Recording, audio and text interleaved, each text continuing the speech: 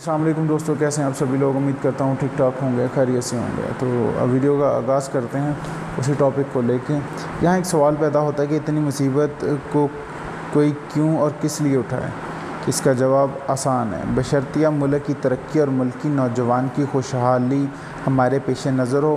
ویسے تھوڑی بہت کوشش سے کسی کو کوئی نہ کوئی ملازمت مل سکتی ہے، لیکن اس قسم کے مواد کی موجودگی سے نوجوانوں یا ملازمت کے خواہاں افراد کے متعلق ایک مقررہ طور پر فراہم کی ہوئی معلومات نہ صرف وہ ادارے یہ جان سکتے ہیں کہ جس آدمی کو انہیں ملازم رکھا ہے وہ کن صلاحیتوں کا مالک، بلکہ خود اس ملازم کو یہ آسانی ہوتی ہے کہ اس ادارے کے حالات سے واقفیت کی بنا پر اپنے صحیح مقام کا اندازہ کر سکتے ہیں۔ اس کی ترقی کے لیے انتہائی مفید اور کارآمد ہو سکتا ہے۔ عام طور پر خیال کیا جاتا ہے کہ ترقی کے لیے یہ بہتر ہے کہ انسان سیڑھی کے پہلے زینے سے درجہ بدرجہ آگے بڑھ سکے۔ بظاہر یہ نہایت صحیح معلوم ہوتا ہے، لیکن جتنے لوگ بالکل نیچے سے اپنا سفر ترقی شروع کرتے ہیں، ان میں سے بہت کم لوگ ایسے ہیں جو اوپر سر اٹھا کر دیکھ سکتے ہیں ان کے آگے کیا ہے اور آگے ان کے لیے اعلیٰ ترین مدارج ترقی پر پہنچے کے کیا امکانات ہیں۔ ان میں سے بعض کی ذہنیت ایسی ہوتی ہے کہ انہیں ابتدا سے جو مل جاتا ہے اس پر قائل رہتے ہیں اور ترقی کی امنگ انہیں بے چین نہیں رکھتی۔ اس وجہ سے انسان وہ فطری عادت جس کی بنا پر انسان ایک مقررہ کام کو بندھے ہوئے اوقات میں انجام دینے کی جدت ترازی اور بے وقت کام کرنے سے بہتر سمجھتا ہے، حالانکہ جذب خیال اور ایک مقررہ ڈگر سے ہٹ کر کام کرنا ترقی کے لیے نہایت ضروری ہے۔ اسی لیے یہ ضروری ہے کہ ملازمت جہاں کہیں بھی شروع کی جائے وہاں ابتدائی درجے سے 4 زینے اوپر سے شروع کی جائے، یا کم سے کم اس طرح شروع کرنی چاہیے کہ کوشش کی جائے کہ یہ کچھ دشواری نہیں، مگر اگر ملازمت کے خواہاں شخص اپنی صلاحیتوں کو بہتر اور منظم طریقے سے ملازم رکھنے والوں کے پاس پیش کریں تو اسے حاصل کرنا ممکن ہے۔ اس میں سے ایک فائدہ یہ ہوتا ہے کہ وہ شخص اپنے اندر اپنے اطراف دکھانے کے عادی ہوتا ہے۔ وہ سوچتا ہے ترقی کے سفر میں اسے 1-2 منزل بمقابل دوسروں کے آگے سے سفر شروع کرنا پڑا، اس لیے اس کے سامنے نسبتاً کم منازل ہے۔ چنانچہ وہ ان لوگوں کو جب دیکھتا ہے کہ وہ اعلیٰ ترین مدارج ترقیاں اپنی کوششوں سے پہنچتے ہیں تو اس کے دل میں بھی ایسے ہی ترقی کی ہوس اور خواہش پیدا ہوتی ہے۔ اوپر درج شدہ خیال کی مزید وضاحت ڈان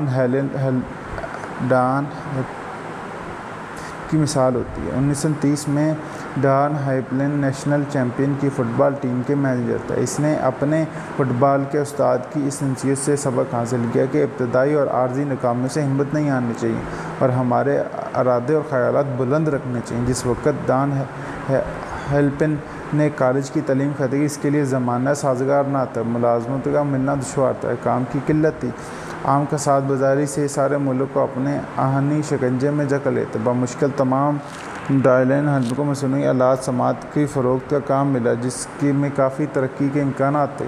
اس کو کمیشن پر کام کرنا تھا، کوئی مقررہ تنخواہ نہ تھی۔ ہیپلن جانتا تھا کہ ہر شخص اس کا کام شروع کر سکتا ہے، لیکن وہ ترقی کرنا چاہتا ہے تو اس موقع سے فائدہ اٹھائے، کیونکہ اس کے پاس سوائے اس کے اور کچھ ذریعہ نہ تھا۔ باوجود اس کے کہ ہیپلن یہ کام پسند نہ تھا، اس نے 2 سال تک اس بار لگاتار محنت کی کہ وہ اپنے اس ابتدائی کام سے مطمئن ہو جاتا تو غالباً کبھی اس سے آگے نہ بڑھ سکتا، لیکن وہ مطمئن نہیں رہا۔ پہلے اس نے اپنی ہی مدد مینیجر فروخت کی خدمات حاصل کرنے کی کوشش کی اور اس میں کامیاب ہوا، اور اس ترقی کے لیے اس نے موقع سے فائدہ اٹھانے کا امکان بڑھ گیا، کیونکہ اب وہ دوسرے فروخت کنندوں سے مقابلے میں کچھ بہتر تھا۔ یہاں ہیپلن کی سعی اور کوشش سے کمپنی کے مالی کی نکاسی میں متعدد اضافہ ہوا، یہاں تک کہ ڈکنوگراف کے مشہور کارخانے ڈائریکٹروں نے بورڈ کے صدر اینڈریوس سے یہ معلوم کرنے کی کوشش کی کہ ڈان ہیپلن وہ کون شخص ہے جس نے اب اس کی رقیب کمپنی کا کام کر کے سارے بازار کو اپنے ہاتھوں میں لے لیا۔ صدر اور ہیپلن کی جب ملاقات ختم ہوئی تو ہیپلن نے اسی نئی کمپنی کا مینیجر فروخت کنندہ بن چکا تھا۔ اس کے بعد اینڈریوس نے یہ دیکھنے کے لیے کہ اگر ہیلپن کو تنہا کام کرنے کا موقع ملا تو وہ کامیاب ہو گیا اور ناکام رہے گا یا ناکام رہے گا۔ خود 3 مہینے کے لیے فلوریڈا چلا گیا۔ اب ہیلپن کو ساری کمپنی کی فروخت کی تنہا انتظام کرنا تھا۔ ہیلپن اس امتحان میں بھی پورا اترا۔ اس کے پیش نظر اپنے استاد کا یہ مقولہ تھا کہ ساری دنیا فتح مند اور کامیاب شخص کو ہی پسند کرتی ہے، ناکام و شکستہ کے لیے کسی کے پاس وقت نہیں۔ اس کا نتیجہ یہ کہ ہیلپن 6 ماہ کے اندر کہیں سے کہیں پہنچ گیا۔ وہ کمپنی کا نائب صدر ہو چکا تھا۔ یہ کہنا مشکل ہے کہ اینڈریوس یا ہیلپن میں کون سا زیادہ تعریف کا مستحق ہے، جس نے بلند خیالی کی وجہ سے ایک کارخانے کے کاروبار کے غیر معمولی ترقی کی صورت نکل آئی۔ حقیقت کو یوں ہے کہ یہ دونوں تعریف کا مستحق ہیں۔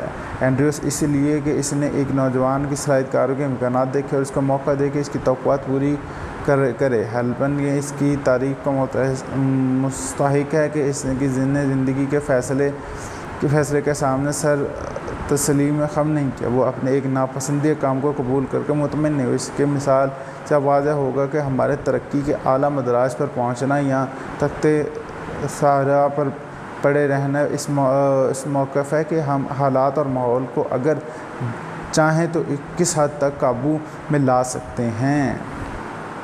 تو یہ چیز بڑی میٹر کرتی ہے۔ اس کا مزید آگے ٹاپک سٹارٹ ہے کہ اس کو مزید اس نے بریف کیا ہے، وہ میں اگلی ویڈیو میں آپ کو بتاؤں گا، اور اس کے بعد میں بھی چیپٹر ختم ہو جائے گی۔ 5 چیپٹر ملتے ہیں آپ کو اگلی ویڈیو میں۔ ٹیک کیئر، اللہ حافظ۔